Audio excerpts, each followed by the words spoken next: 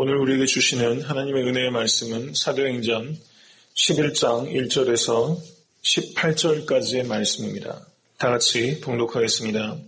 유대에 있는 사도들과 형제들이 이방인들도 하나님 말씀을 받았다 함을 들었더니 베드로가 예루살렘에 올라갔을 때 할례자들이 힐난하여 가로되 내가 무할례자의 집에 들어가 함께 먹었다 하니 베드로가 저희에게 이 일을 차례로 설명하여 가로되 내가 욥바 성에서 기도할 때 비몽사몽간의 환상을 보니 큰 보자기 같은 그릇을 내 귀를 메어 하늘로부터 내리워 내 앞에까지 들이우거늘 이것을 주목하여 보니 땅에 네 발 가진 것과 들짐승과 기는 것과 공중에 나는 것들이 보이더라. 또 들으니 소리 있어 내게 가로되 베드로야 일어나 잡아먹으라 하거늘 내가 가로되 주여 그럴 수 없나이다. 속되거나 깨끗이 아니한 물건은 언제든지 내 입에 들어간 일이 없나이다 하니 또 하늘로부터 두 번째 소리 있어 내게 대답하되 하나님이 깨끗하게 하신 것을 내가 속되다 말라 하더라. 이런 일이 세 번 있은 후에 모든 것이 다시 하늘로 끌려 올라가더라. 마침 세 사람이 내 우거한 집 앞에 섰으니 가이사랴에서 내게로 보낸 사람이라. 성령이 내게 명하사 아무 의심 말고 함께 가라 하시매 이 여섯 형제도 나와 함께 가서 그 사람의 집에 들어가니 그가 우리에게 말하기를 천사가 내 집에 서서 말하되 내가 사람을 욥바에 보내어 베드로라 하는 시몬을 청하라. 그가 너와 내 온 집에 구원 얻을 말씀을 내게 이르리라 함을 보았다 하거늘 내가 말을 시작할 때 성령이 저희에게 임하시기를 처음 우리에게 하신 것과 같이 하는지라. 내가 주의 말씀에 요한은 물로 세례 주었으나 너희는 성령으로 세례 받으리라 하신 것이 생각나노라. 그런즉 하나님이 우리가 주 예수 그리스도를 믿을 때 주신 것과 같은 선물을 저희에게도 주셨으니 내가 누구간데 하나님을 능히 맡겠느냐 하더라. 저희가 이 말을 듣고 잠잠하여 하나님께 영광을 돌려 가로되 그러면 하나님께서 이방에게도 생명 얻는 회개를 주셨도다 하니라. 아멘. 오늘 본문 말씀은 이제 베드로가 그리고 그 여섯 형제, 증인이었던 여섯 형제와 같이 예루살렘에 올라갔을 때 유대에 있는 사도들과 형제들이, 특별히 할례자들이 이방인들이 하나님 말씀 받으신 사건에 대해서 힐난하는 그런 장면이 벌어지고 있습니다. 여기에서 할례자들이란 바리새파 유대인들을 언급하고 있는 것으로 보입니다. 이들이 문제 삼은 것은 어떻게 무할례자 이방인의 집에 들어가서 함께 먹었느냐 하는 것입니다. 근데 예수님께서 마가복음 2장을 보시면 그때 세리들과 죄인들과 함께 식사하셨을 때 바리새파의 제자들이 예수님께서 저들과 함께 거하시면서 식사하신 것을 문제 삼았던 장면을 생각하게 됩니다. 오늘 이 모습을 보면서 나는 누구와 같이 식사하고 있는 사람인가를 한번 깊이 되돌아볼 수 있게 되기를 원합니다. 11장 5절부터 그 뒤에 이어지는 내용은 이미 앞에서 언급되었던 내용들을 반복하고 있는 것입니다. 내가 욥바 성에서 기도할 때 비몽사몽간의 환상을 보니 큰 보자기 같은 그릇을 내 귀를 메어 하늘로부터 내리워 내 앞까지 들이우거늘. 앞에 있었던 내용들을 거의 동호반복할 정도로 반복하고 있다는 것이죠. 이것은 이 사건이 갖고 있는 중요성이 그만큼 크다는 것을 말하고 있는 것입니다. 여기서 큰 보자기라는 말이 있는데 이것은 성경 원어로 오소네라는 말입니다. 저는 이 말이 참 의미가 있는 것 같습니다. 큰 보자기는 교회를 상징하는 것입니다. 이 큰 보자기 안을 베드로가 주목해서 보니 그 안에 네 발 가진 것과 들짐승과 기는 것과 공중에 나는 것들이 보이더라라고 말하고 있는데 이 보였던 모든 것들이 상징하는 것은 할례자와 무할례자를 말하는 것입니다. 저는 애틀란타 섬기는 교회가 사람을 차별하지 않고 큰 보자기로 쌀 수 있는 큰 보자기 같은 교회가 될 수 있게 되기를 간절히 소원합니다. 여러분들께서 큰 보자기와 같은 성정을 갖는 도량이 큰 성도 되시기를 간절히 축원합니다. 큰 보자기라는 것은 그만큼 수용성과 포용성을 말하는 것일 것입니다.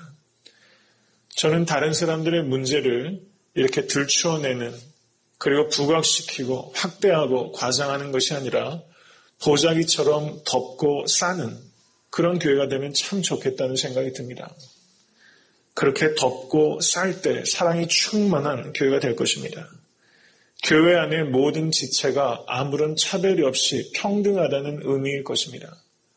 오직 예수 그리스도를 믿는 믿음 안에서 아무 차별이 없이 서로 사랑만으로 충만한 그런 교회, 이런 교회가 이 시대에 참으로 요청되는 교회이고 우리가 꿈꾸는 교회라고 생각이 됩니다. 11장 7절을 보시면 이제 앞서 있었던 내용들을 또다시 반복하고 있습니다. 베드로야 일어나 잡아먹으라 하거늘 내가 가로되 주여 그럴 수 없나이다. 속되거나 깨끗이 아니한 물건은 언제든지 내 입에 들어간 일이 없나이다 하니 우리에게도 이런 것이 있는 것 같아요. 내가 그런 것은 한 번도 내 입에 들어간 적이 없나이다. 내가 자부심을 가질 만한 그런 헌신이 있고 그리고 신념이 있는 바로 그것을 우리가 버려야 될 때가 있고 고쳐야 될 때가 있다는 것을 말하고 있는 것은 아닐까 그런 생각이 듭니다. 내가 한 번도 잘못했다고 의심해 본 적이 없는 바로 그것을 경우에 따라서는 바꿀 수 있는 용기, 그것이 필요하지 않은가 이런 부분들을 한번 생각해 보게 됩니다. 11장 10절을 보시면 이런 일이 3번 있은 후에 모든 것이 다시 하늘로 끌려 올라가더라 라고 말하고 있습니다. 11장 12절을 한번 보시겠습니다. 다 같이 읽겠습니다. 성령이 내게 명하사 아무 의심 말고 함께 가라 하시매 이 6 형제도 나와 함께 가서 그 사람의 집에 들어가니 10장 23절을 보시겠습니다. 10장 23절 다시 읽겠습니다. 베드로가 불러들여 유숙하게 하니라 이튿날 일어나 저희와 함께 갈새 요빠 두어 형제도 함께 가니라 이렇게 말하고 있는데요. 여기에서 두어 형제라고 번역한 것은 느낌상 2-3명 정도를 의미하는 것 같이 보이지 않습니까? 그런데 11장 12절은 6 형제라고 말하고 있는데요. 앞에 10장 23절에서 두어 형제라고 번역한 성경 원어는 실제로는 some of the brothers, 형제 몇 명을 의미하는 것입니다. 2 or 3가 아니라 형제 몇 명을 의미하는 그렇게 번역하는 것이 보다 타당합니다. 그래서 다른 표준세 번역 등과 같은 다른 번역에서는 형제 몇 명이 동행하였는데 라고 말하고 있는 것이죠. 저는 이 말씀을 묵상하면서 베드로가 요빠 두어 형제와 갔을 때 그때 몇 명을 갔을 때 6명이 동행했는데 이 6명과 함께 간 것의 의미를 깊이 생각하지 못했을 것이다 이런 생각이 듭니다. 무슨 말씀인가 하면 지금 예루살렘에서 무할례자의 집에 들어가서 같이 식사한 것이 문제가 된 것입니다.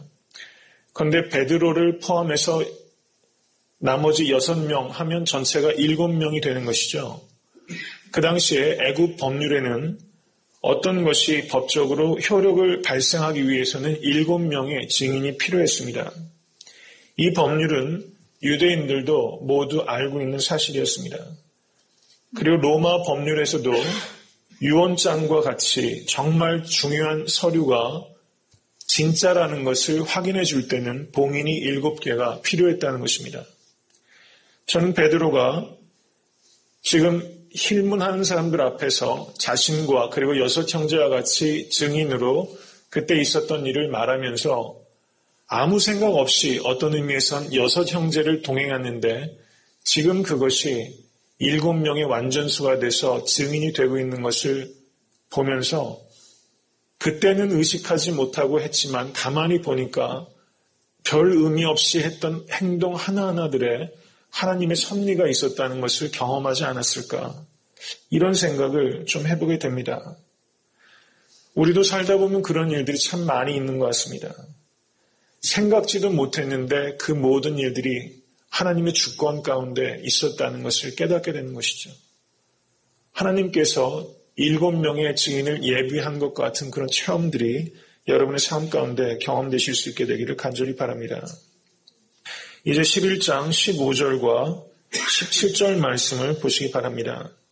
내가 말을 시작할 때 성령이 저희에게 임하시기를 처음 우리에게 하신 것과 같이 하는지라. 17절을 보시면 그런즉 하나님이 우리가 주 예수 그리스도를 믿을 때와 주신 것과 같은 선물을 저희에게도 주셨으니 우리에게 하신 것과 같이 하셨다.